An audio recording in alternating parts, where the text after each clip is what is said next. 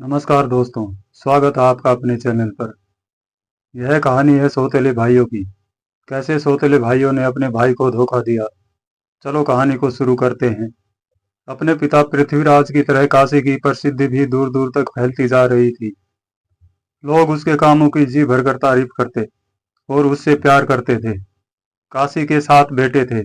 इनमें आदर्श और मनु छोटी पत्नी लक्ष्मी से जन्मे थे। इसलिए काशी लक्ष्मी के दोनों बेटों आदर्श और मनु को ज्यादा चाहते थे। इनमें भी आदर्श से वह बहुत ज्यादा प्यार करता था।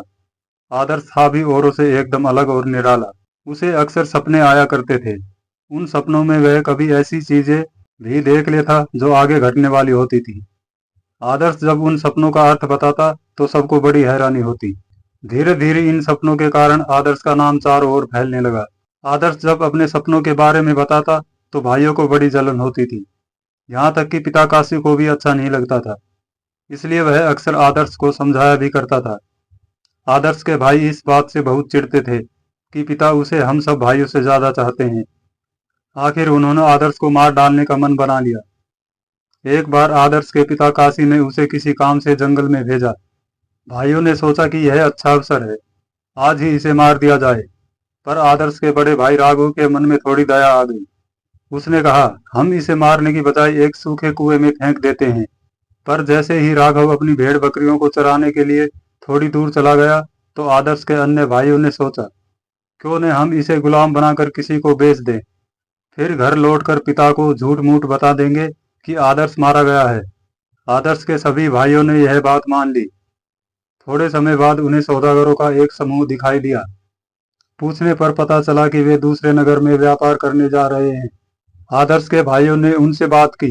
आखिर उन्होंने आदर्श को दूसरे नगर में जा रहे उन सौदागरों को दास के रूप में बेच दिया। फिर उसके कपड़ों पर किसी जानवर का खून लगाकर पिता को दिखाया कि आदर्श को किसी जंगली जानवर ने मारकर खा लिया है। घर आने पर पिता के सामने सभी भाई बुरी तरह रो रहे थे, ताकि उन्हें लगे कि वाकई उन सभी को आदर्श के मरने का गहरा दुख है। आखिर सभी ने मान लिया कि आदर्श अब इस दुनिया में नहीं रहा। इससे सभी को बहुत दुख हुआ। पर आदर्श के पिता काशी पर तो जैसे दुखों का पहाड़ टूट पड़ा था, क्योंकि वह आदर्श को सच में बहुत प्यार करता था। उधर सौदागरों ने आदर्श को दास के रूप में राजा के एक दरबारी को बेच दिया। दरबारी की पत्नी को आदर्श बहुत सीधा और अच्छा लगा।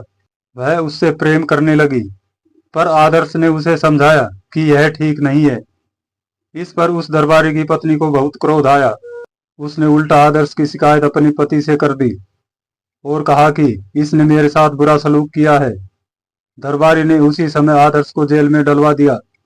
पर जेल में आदर्श का व्यवहार इतना अच्छा था कि जो भी उसे देखता या उससे दो बातें कर लेता वह उससे प्रभावित हो जाता। सभी को लग रहा था कि आदर्श एक नेक और सीधा साधा बंदा है और वह कभी कोई गलत काम नहीं कर सकता। यहाँ तक कि जेल के बड़े अधिकारी भी उससे बहुत प्रभावित थे और उसकी इज्जत करते थे। फिर आदर्श में एक अनोखी काबिलियत भी थी। जब वह लोगों को उनके सपनों का सही सही अर्थ बताता तो वे सब चकित रह जाते।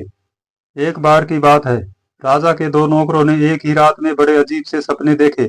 उन्हें अपने सपनों का अर्थ समझ ही नहीं आ रहा था। उन्हें आने वाले समय को लेकर आशंका हो रही थी। उन्होंने बहुत से लोगों से पूछा, पर कोई भी उनके सपने का ठीक ठीक अर्थ नहीं बता सका। तब किसी ने उन्हें बताया कि जेल खाने में बंद एक कैदी सपने का ठीक ठीक अर्थ बता देता है। आखिर उन्होंने आदर्श से मिलने का विचार किया। आदर्श से मिलकर उन्होंने उसे अपनी परेशानी बताई और सपनों का अर्थ पूछा। इस पर आदर्श ने झट से उन लोगों के सपने का अर्थ बता दिया। वे एकदम सच निकले। अब सभी जान गए थे कि आदर्श में कुछ न कुछ अनोखी बात है। इसके कुछ दिन बाद की बात है। एक बार वहां के राजा ने एक अजीब सपना देखा। उसे सपने में दिखाई दिया कि वह नदी के किनारे खड़ा है। अचानक नदी में से 7 मोटी गाय निकल कर आई। फिर कुछ देर बाद उसमें से 7 कमजोर गाय निकल कर आई।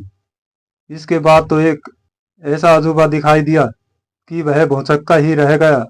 हुआ यह है कि जो 7 कमजोर गाय थी उन्होंने उन मोटी गायों को खत्म कर दिया। यह सपना राजा के लिए एक विचित्र पहेली बन गया। राजा परेशान हो उठा। उसकी समझ में नहीं आ रहा था कि भला इस विचित्र सपने का क्या मतलब हो सकता है। हालांकि उसे कहीं न कहीं लगता था कि इस सपने में आने वाले समय का कोई न कोई गहरा संकेत छिपा है।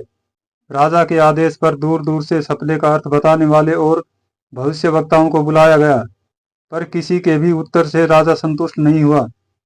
तब राजा के एक सेवक ने डरते डरते बताया कि जेल में बंद एक कैदी बहुत बुद्धिमान है, वह इस सपने का अर्थ बता सकता है। इस पर आदर्श को बुलाया गया। राजा ने उसे अपना सपना सुनाकर इसका अर्थ बताने के लिए कहा। राजा का यह विचित्र सपना सुनकर आदर्श एक पल के लिए गंभीर हो गया। फिर उसने बताया, महाराज, सच में ही इस सपने में आने वाले समय का बड़ा गहरा अर्थ छिपा हुआ है। उसने बताना शुरू किया, महाराज, कुछ समय तो राज्य के लिए अच्छा है, लेकिन फिर 7 साल तक भयंकर सूखा और अकाल पड़ेगा। लेकिन अगर राजा ने समझदारी दिखाई और अच्छे समय में अनाज और दूसरी चीजों का भंडारण पर्याप्त मात्रा में कर लिया, तो फिर चिंता की कोई बात नहीं रहेगी।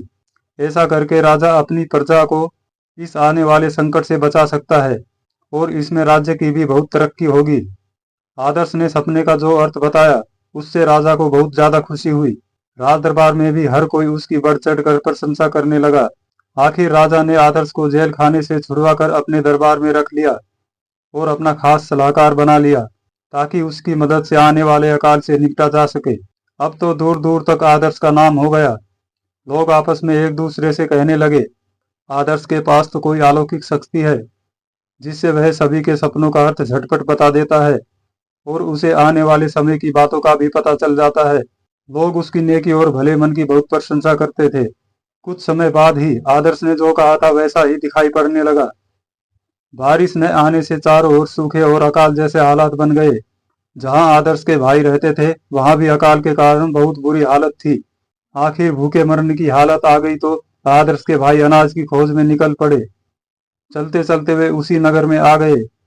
यहाँ उन्हें पता चला कि राजा के अधिकारियों में एक बहुत दयालु और भला आदमी है और वह सबकी मदद करता है। जब वे अनाज लेने के लिए वहां पहुंचे तो आदर्श ने उन्हें पहचान लिया, पर वे आदर्श को नहीं पहचान सके। आदर्श ने उनके खाने पीने का इंतजाम किया और उन्हें पर्याप्त अनाज देते हुए कहा, तुम्हारा भाई मनु भी तो है, तुम उसको अपने साथ क्यों नहीं लाए? अगली बार आओ तो उसे भी साथ लाना। कहकर उसने चुपके से उनका दिया हुआ धन भी अनाज के एक बोरे में रखवा दिया। आदर्श के भाइयों ने ये देखा तो उन्हें बड़ा अचरज हुआ। अगली बार वे गए तो मनु को भी साथ ले गए। आदर्श के ये सौतेले भाई थे, सिर्फ मनु ही उसका सगा भाई था। आदर्श ने खुश होकर सबको अनाज दिया। उसका मन हो रहा था कि वह भाइयों को अपनी असलियत बता दे, पर वह सोच रहा था कि इन भाइयों ने ही तो मुझे गुलाम बनाकर बेच दिया था। क्या पता इनका मन अब भी बदला है या नहीं। उसने अपने भाइयों के लिए खाना तैयार करवाया और मनु को तो पेट भरकर बढ़िया खाना खिलाया। उनके मन की टोह लेने के लिए आदर्श ने पूछा, तुम्हारा एक और भाई भी तो था, वह कहाँ गया? सुनकर सभी की आंखों में आंसू आ गए और वे बड़े प्यार से उसे याद करते हुए बोले, हाँ, हमारा एक भाई था आदर्श। वह हम सभी भाइयों में सबसे बुद्धिमान और होनहार था, जिसे खुद हमने अपने बुरे कर्मों के कारण खो दिया है। पता नहीं वह जिंदा भी है या नहीं। इसी बीच आदर्श ने अपने एक सेवक को इशारा किया। उसने सबको अनाज दिया, पर मनु के बोरे में चुपके से चांदी का एक बर्तन भी छोड़ दिया। थोड़ी देर में सभी भाई अनाज लेकर वापस चल पड़े, पर अभी वे कुछ ही दूर गए थे कि घोड़ों पर सवार कुछ सैनिक वहां आए और कहा, शाही चांदी का कटोरा चोरी हुआ है, आप सबकी तलाशी ली जानी है। और जब तलाशी ली गई तो मनु के बोरे में चांदी का कटोरा मिल गया। अरे, तुम तो चोर हो, शाही चांदी का कटोरा चुराकर भाग रहे थे, चलो तुम्हें सजा मिलेगी। कहकर सैनिकों ने मनु को पकड़ लिया।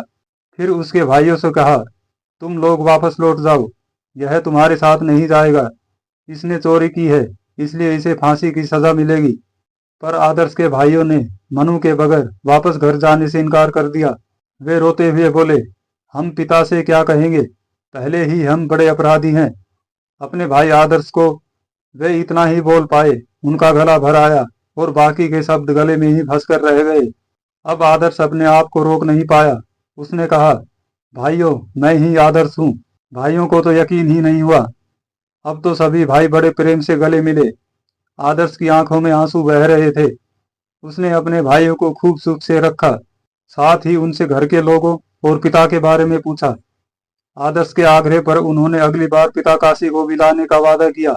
उसने बताया कि आगे के 5 साल तो अभी और भी सख्त हैं, बहुत विकट अकाल पड़ेगा, जबकि यहाँ किसी चीज की कोई कमी नहीं है। तुम सब लोग मेरे साथ यहीं आकर रहो, अब सब लोग खुश थे, किसी को कोई चिंता नहीं थी।